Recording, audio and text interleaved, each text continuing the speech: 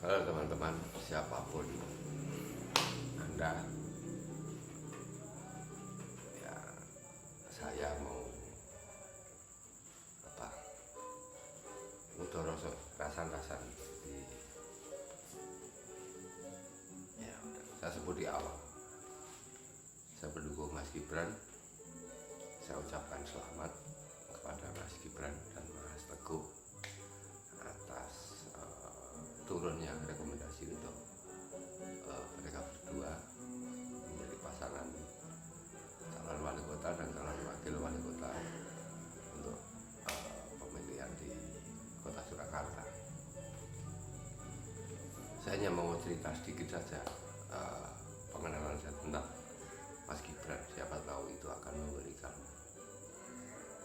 sedikit pemahaman yang lebih mengenal atau mengenai sosok seorang Gibran. Jadi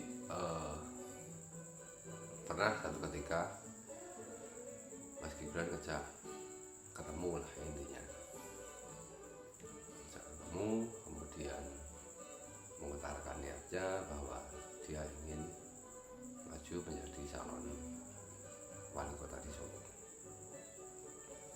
Di waktu itu ketemu dan ternyata dia sudah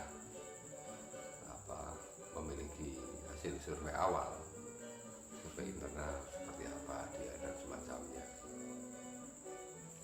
Nah, satu yang menarik adalah dia menunjukkan hasil survei itu, dan yang dia sebut adalah kekurangannya. Kekurangan saya di sini, Pak. Nah, yang dia sebut di sini itu adalah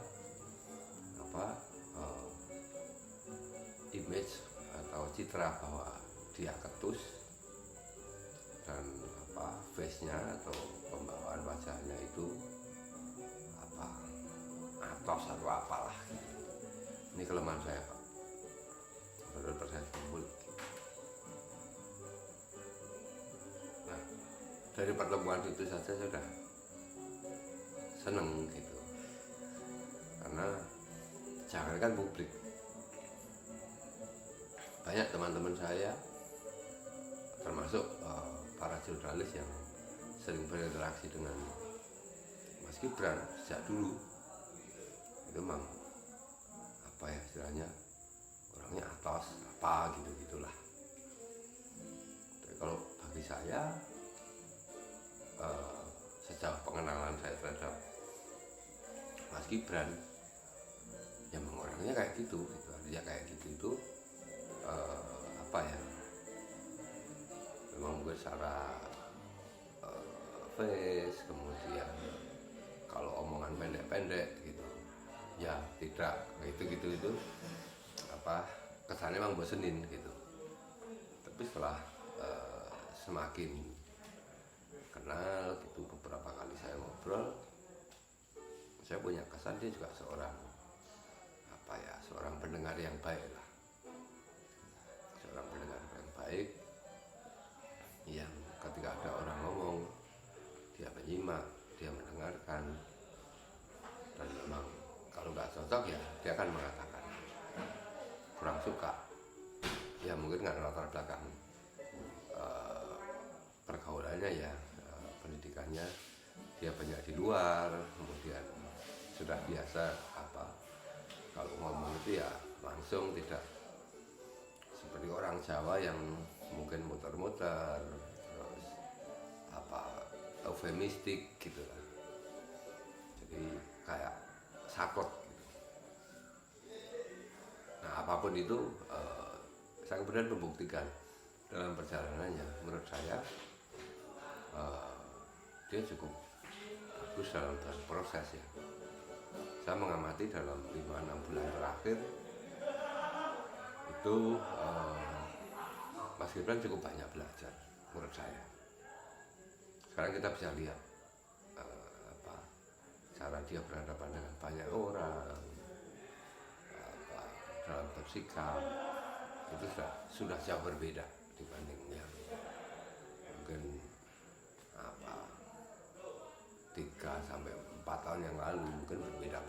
beda jauh. Secara pribadi saya senang sih.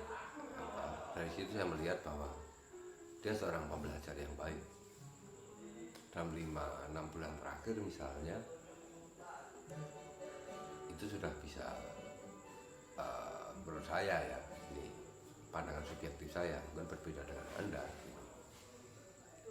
Jadi bagaimana ketika dia keluar masuk perkampungan, kemudian bagaimana dia membawa diri, dia menghadapi banyak orang, saya kira itu sangat cukup banyak berpengaruh lah dalam diri Mas Gibran.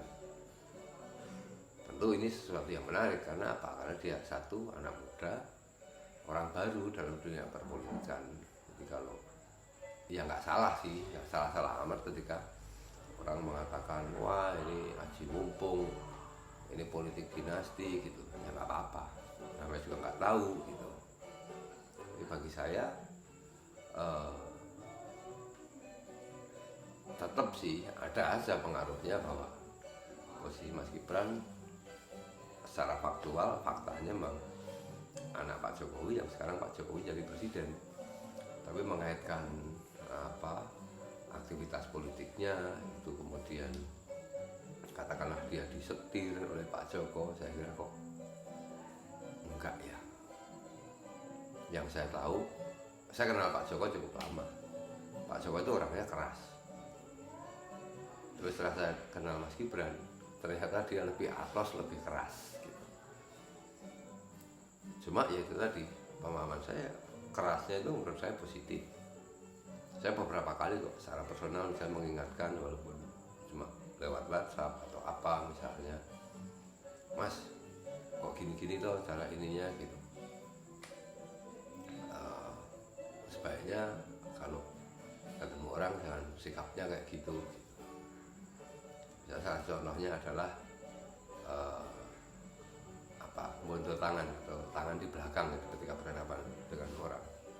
Ketika saya coba ingatkan, Mas itu kurang bagus loh kalau bagi orang Jawa gitu. Walaupun mungkin penjenengan nggak punya maksud apa-apa, tapi orang akan melihat itu kayak pemalas atau sombong gitu. Itu jawaban Mas Gibran seketika itu apa? Pak, kalau lihat yang gitu langsung aja ditegur ya, diingatkan. Ya jujur seneng sih sikap-sikap semacam itu ya, nggak jaim atau ketika ini menyangkal dikasih masukan gitu. Artinya itu respon yang menurut saya respon, kalau dia nggak punya kecerdasan emosional yang memadai, saya kira tidak secepat itu merespon. Misalnya katakan, oh itu ternyata kurang baik, kurang pas misalnya, dia langsung menyatakan semacam itu. Tolong kalau yang melihat seperti itu ingatkan langsung aja. Itu satu. Yang kedua, ada hal yang menarik itu menurut saya dalam istilahnya kematangan secara personal ya.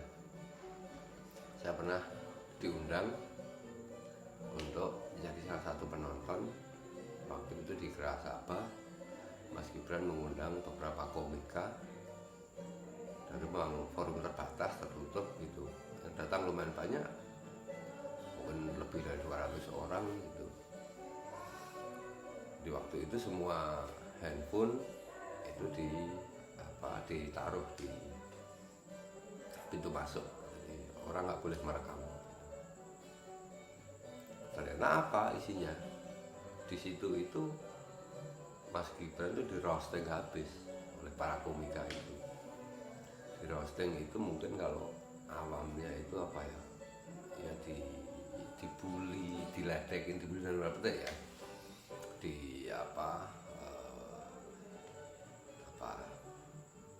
diomongin sampai dalam-dalamannya lah. Dia sebagai anak presiden lah, yang dia ngomongin Kaisang, ngomongin Pak Jokowi dan semacamnya. Itu ngomongnya keras banget para komika itu. Bahkan beberapa menyatakan takut sebenarnya mau ngomong itu, tapi waktu diskusi dengan Mas Gibran bebas saja gitu. Di forum tertutup gitu kan. Dan benar, dikumbah pol-polan, di roasting habis-habisan. Dan ketika selesai acara waktu itu sejam lebih lah, 1,5 jam mungkin ada ya. Dan kemudian giliran Mas Gibran dan Kaisang menjawab, dia ketawa-ketawa aja. Karena saya memperhatikan betul ketika di roasting itu mimiknya seperti apa, responnya seperti apa, datar aja. Ada tidak kok marah atau apa, atau mungkin jengkel, enggak. Nah ini bagi saya, kalau misalnya saya dalam posisi sebagai Mas Gibran waktu itu, belum tentu saya punya kesiapan mental untuk merespon seperti itu gitu ya. Wah atau sih minta ampun, keras lah ininya roastingannya. Dan dia ya cuek-cuek aja, santai-santai saja gitu. Artinya saya melihat ya dia udah selesai lah dengan dirinya sendiri gitu. Dan sekarang terbukti ketika di media sosial orang membuli dia kayak apa, yang mengatakan politik dinasti lah, memanfaatkan bapaknya lah, dia ketawa-ketawa aja gitu. Malah kalau saya sering mantau media sosialnya, entah di Twitter maupun Instagram, itu kalau di Twitter orang ada ngeledekin dia, kadang malah dia like atau dia retweet gitu, karena dia menganggap itu lucu gitu. Jadi dia tidak marah ketika difitnah atau diledekin orang yang nggak suka sama dia, tapi kenapa dia berani nge-retweet gitu atau nge-like gitu. Itu menurut saya sih sudah menunjukkan ya bahwa dia cukup matang menghadapi hal semacam itu. Dan kalau sekarang dia terjun ke politik praktis, dia pengen nyalon wali kota, ya itu hak politik dia sebagai itu manusia juga punya hak dalam berpolitik, siapapun itu. Jadi kalau kemudian hanya karena dia kebetulan bapaknya sekarang jadi presiden, kemudian dia nyalon terus tidak diperbolehkan, juga ya berlebihan juga sih. Kalau Anda menyatakan tidak etis, ya monggo saja, kita lihat nanti gitu. Bagi saya ketika dia fight sendirian, dia bertanggung jawab atas yang dia lakukan, tidak campur tangan kekuasaan bapaknya, saya kira ya sah-sah saja. Mari kita lihat, kalau kita bisa objektif, kita bandingkan dengan orang-orang lain yang mungkin di kiri kanan Solo aja deh, bagaimana kekuasaan dipindahkan dari suami ke calon ke depan ke istrinya, dan seterusnya itu banyak. Atau dari orang tua ke anaknya yang kelihatan banget peran bapaknya menyiapkan itu. Saya kira Mas Gibran nggak dipersiapkan. Bahkan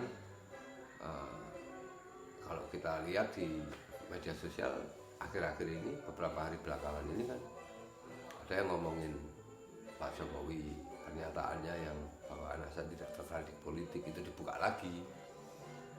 Terus kemudian Mas Gibran juga ngomong kalau berpolitik itu dia nggak minat berpolitik. Pernyataannya sekian tahun lalu di Twitter misalnya, kemudian sekarang muncul lagi.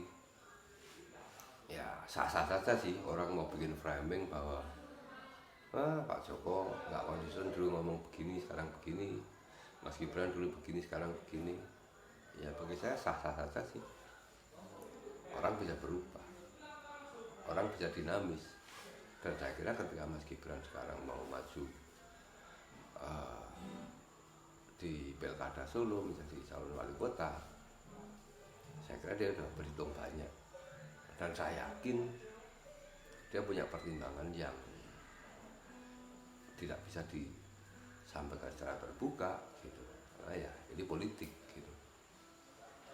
Saya melihatnya dia terpaksa maju itu karena ada sesuatu yang harus saat ini dia terjun gitu. Mungkin kemarin-kemarin nggak tertarik, tapi sekarang dia melihat kondisi objektif, dia harus maju dengan sekian banyak pertimbangan.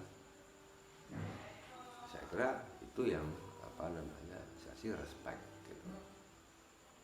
Ada beberapa contoh lagi, misalnya satu ketika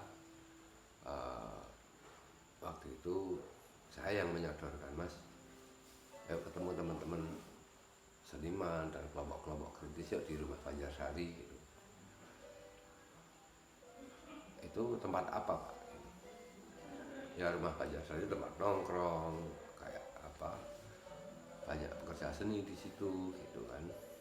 Itu ruang publik. Itu menarik, Mas, kalau mau gitu.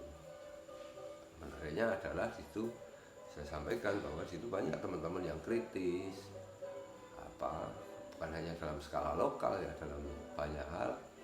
Teman-teman menurut saya lebih jujur dalam berekspresi. Kalau nggak suka dia katakan nggak suka dengan sejumlah argumentasi gitu. Saya sampaikan itu, dan jawaban Mas Gibran ketika itu ya, wah menantang itu gitu. Bagi saya itu jawaban yang cukup mengagetkan, bukan seperti biasanya misalnya ya atau tidak gitu misalnya, tapi dia lebih wah menantang, itu menarik gitu. Saya mengasumsikan ketika dia menjawab seperti itu berarti dia siap ketemu, tapi ini galak-galak nggak apa-apa, kita ketemu aja. Nah kayak gitu itu menurut saya menarik sih. Itu selain itu juga yang saya dengar, kebetulan saya hanya sekali dua kali lah melihat ketika Mas Gibran coba keluar masuk ke kampung-kampung gang-gang sempit gitu. Saya juga pernah sekali dua kali lah melihat itu, cuma pengen ngerti aja kayak apa. Saya lihat memang menurut saya sudah sangat berubah, sangat berbeda dengan bayangan saya dulu yang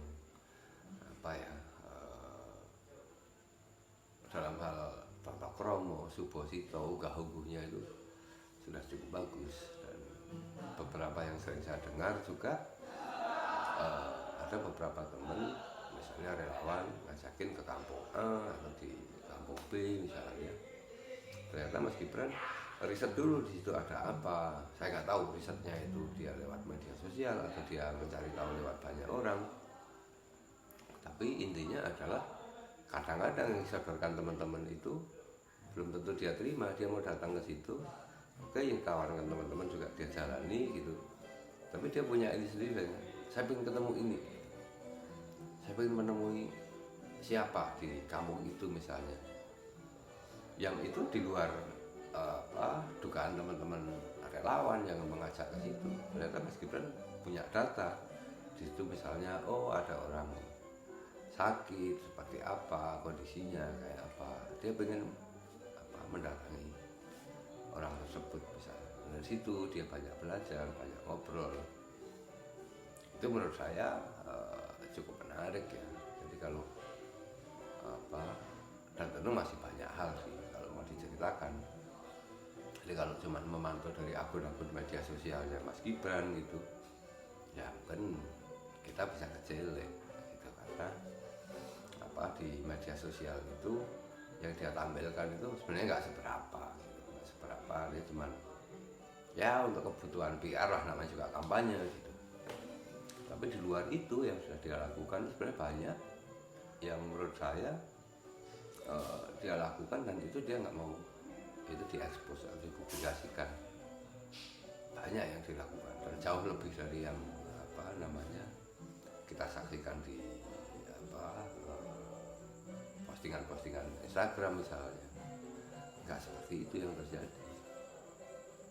Nah ini menurut saya mirip dengan yang dulu dilakukan Pak Joko gitu.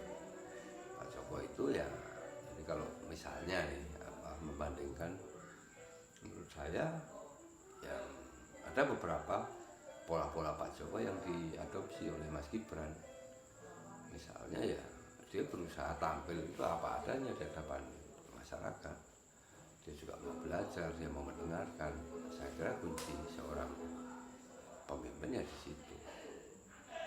Jadi bicara menggurui, tapi lebih banyak mendengar, kemudian dia camkan, dia catat.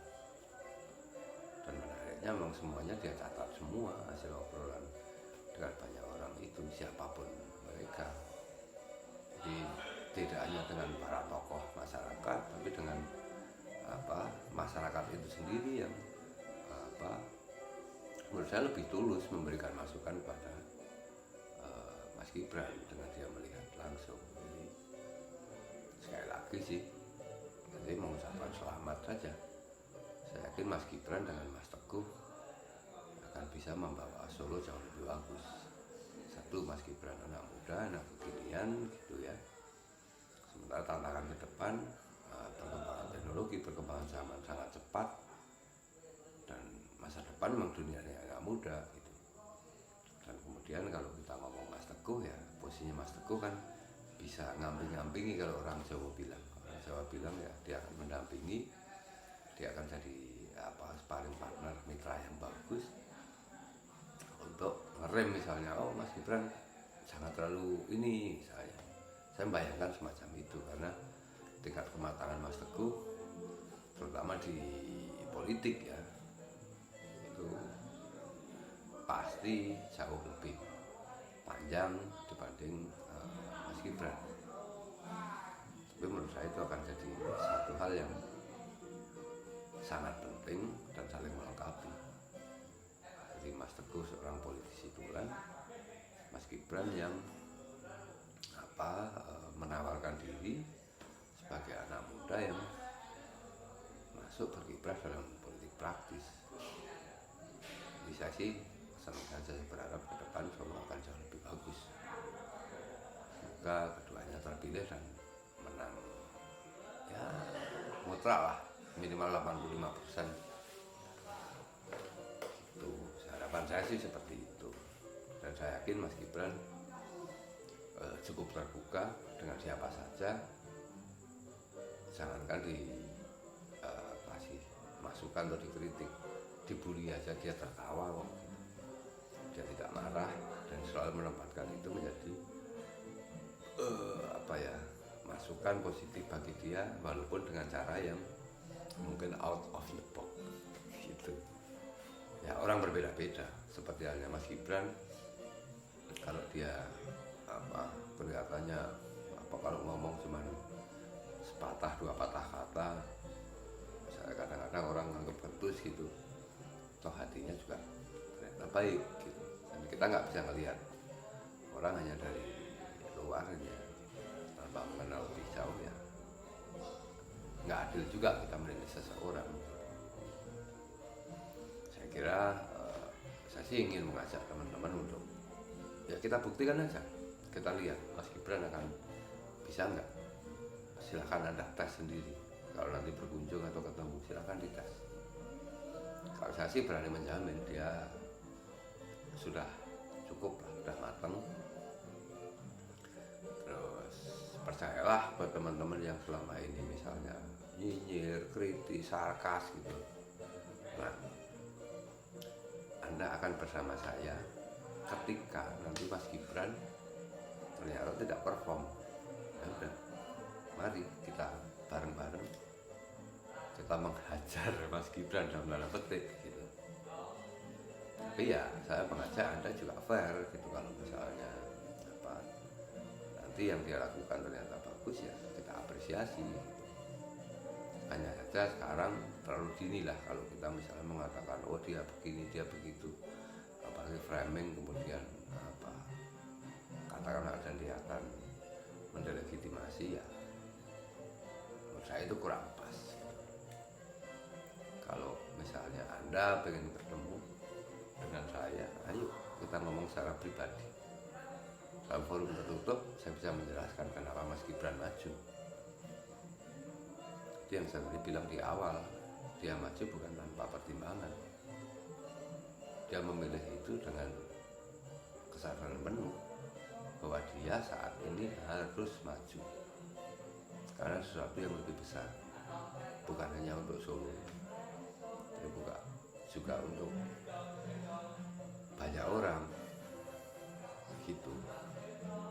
Jadi ya mari kita lihat kita simak perkembangannya seperti apa.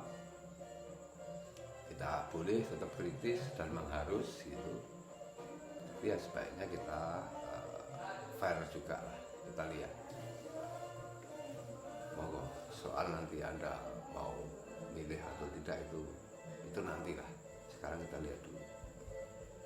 Yang penting kita jauhkan dulu dari sekedar prasangka-prasangka receh gitu ya. Misalnya mengatakan tumehan Bapak lagi presiden terus begini begitu.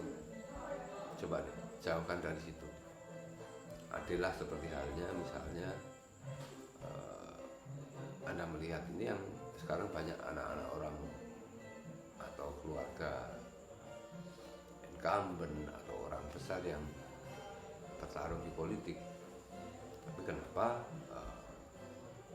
banyak orang hanya mengarahkan ke Mas Gibran hanya karena bapaknya jadi presiden?